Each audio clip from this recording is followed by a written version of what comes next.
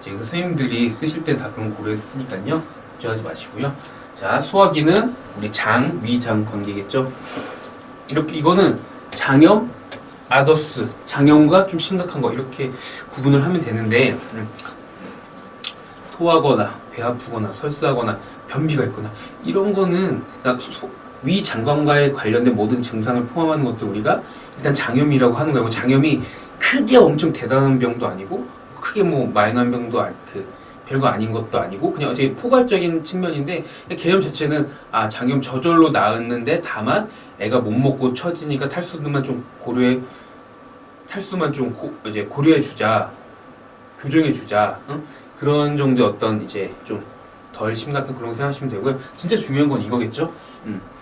응급질환, 맹장염. 사실 맹장염은 적절한 용어는 아니에요. 왜냐면 자, 이제 뭐 소장들이 있다가 이렇게 여기서부터 처음 만나서 생기는 대장의 첫 부분이 맹장이에요. 이게 요 녀석이 맹장인데 이렇게 해서 이제 항문으로 나온단 말이에요. 한 바퀴 돌아서 이 부분에 꼬리가 이렇게 달려 있어. 그게 충수돌기예요. 충수돌기염을 우리가 맹장염이라고 어떻게 보면 잘못 이렇게 알려진 거죠. 자, 어쨌든 이거는 이 녀석은 수술을 안 하면 염증이 심해져서 터진단 말이야. 터지면 복막염, 저번에 우리 폐혈증, 쇼크 뭐 이런 것도 생명의 위급한 상황을 초래할 수 있기 때문에 꼭 감별해야 돼. 그게 중요한 건 뭐야? 아까 말했잖아. 엑스레이에서 볼 수가 없다고. 이거는 증상 열나고 오른쪽 아랫배가 구수 통증, 점점 오른쪽 아랫배가 여기저기가 아픈 게 아니라 그 부분이 콕콕 쑤시고 그 부분을 눌렀을 때 더 아프고 이런 증상을 뭐 판단을 해요. 그쵸? 그래서 우리가 장염이라서 통증이 좀 괜찮아지더라도 계속 재발한다면 이쪽을 항상 염려를 해야 된다. 이 정도 하나만 보고 갈게요. 그래서 응급질환과 관련된 것들은 CT를 찍어야 될 경우가 있다. 이거 한 가지 두고 가고요. 또 우리가 장중첩증이라는 것도 있어요. 중첩. 장이 이렇게 가다가 블럭블럭 이렇게 가는데 이렇게 쏙 들어간 거야. 이 부분은 썩어. 이런 것처럼 썩어. 그렇죠? 그게 장중첩증이라고 이것도 아이들한테는 흔하게 나타나는 응급질환이에요. 그래서 이거는 초음파를 통해서 봐야 되고요. 이 녀석은 혈변. 그러니까 저희가 이제 소화 장 그 파트 다룰 때 자세히 할 텐데 어쨌든 변에 좀 피가 섞여 나오고 애가 뭐 토하고 그리고 자지러지게 막 아프다가 갑자기 확 좋아졌다가 자지러지게 막 아팠다가 확 좋아졌다 자지러지게 막 아팠다가 확 좋아졌다 이런 주기성 복통 그런 거를 특징으로 하는 장중첩증이라는 거 이 녀석은 초음파를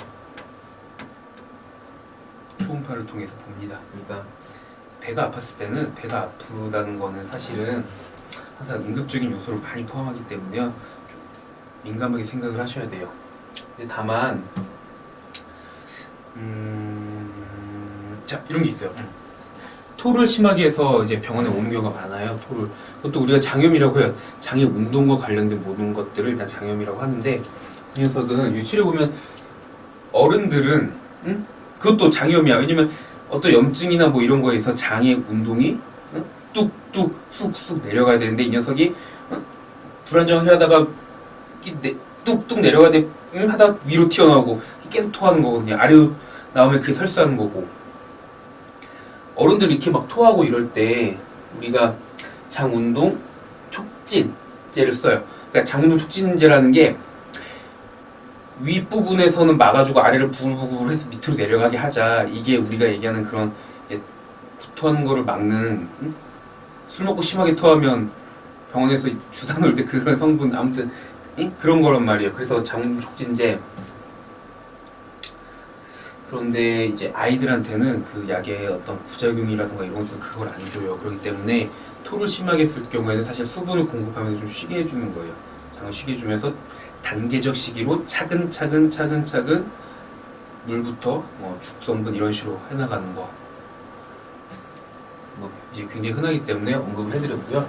그래서 어쨌든 이 녀석도 열이 동반됐을 경우는 해야 이제 소염 진통제를 하는데 주의를 기울여야 됩니다. 왜냐면 응급질환일 염려가 있기 때문에 응급질환인데 억지로 막 열도 내려놓고 억지로 통증을 잡아놓으면은 응급질환이면 원래 아프면서 이 녀석을 아프다 이상한 게 아닐까 이렇게 생각을 해야 되는데 그런 생각을 못하게 될 염려가 있기 때문이에요. 그래서 항상 제가 앞에서도 얘기했지만 그리고 또 소아 그 무료 특강에서 얘기하지만 소아 같은 경우에는 뭔가 한 번에 확 잡으려고 하지 말고 그런 리듬을 가지고 사이클을 가지고 봐야 된다는 거 꼭 알아두시기 바랍니다. 그래서 장운동 촉진제 또는 진경제 수분 공급이 가장 중요하다고 했죠. 장운동 촉진 아까처럼 위로 나왔을 때 잡아주고 밑으로 한다던가 장음이 잘 안 들려 부글부글 그러니까 한마디로 이게 아픈 게 너무 부글부글돼도 아픈 거고 너무 조용해도 아픈 거예요. 너무 조용하면 목 졸르는 그런 효과고 부글부글 된다는 거는 신경을 여기저기 막 건드린다는 거야. 그래서 운동을 촉진하던가 또는 좀 멈춰준다던가 좀 편안하게 해준다던가 이런 약을 쓰기도 하고요. 근데 사실 소아한테는 쓸 수 있는 약이 많지 않고 그렇게 센 걸 안 써요. 부작용이 항상 앞에서도 제가 얘기했잖아요. 이게 그 부작용의 위험성을 감수하고서 써야 되냐 말아야 되냐. 소아는 될수록 심한 거는 쓰지 말자 이렇게 되는 게 우리 어떤 약속입니다. 그런 결과들이고요. 그래서 자 마지막으로 중이염 흔하죠. 부비동염은 여기 코 옆에 코 격골이라는 데가 있어요. 이런 게 누르면 엄청 아파요. 부비동염 어떻게 보면 호흡기하고 좀 많이 관련된 거죠. 쉽게 동반되는 거. 목 부었을 때 귀 중염도 같이, 그러니까 편도염일 때 중염도 같이 동반되고 그러잖아요. 그래서 관련된 거고, 요로감염 놓치지 말라고 했죠. 요로감염일 때는 소변 검사를 통해 알아내야 되고, 이 녀석도 좀 특정한 항생제를 써야 되기 때문에요. 꼭 봐야 됩니다.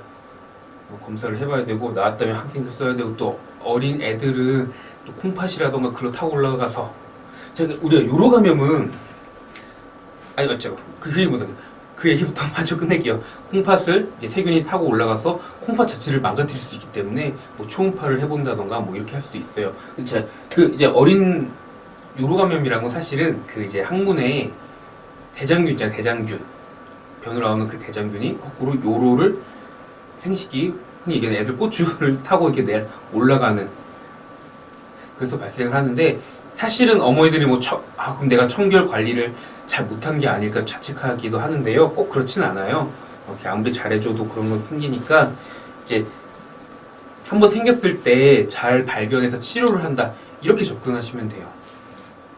그래서 그리고 화농성 관절염 이거는 딱히 기침도 안 하고 열이 왜 나는지 모르겠는데 애가 걷지를 못해. 무릎을 보니까 부어있어. 빨갛게 되니까 열감이 느껴져.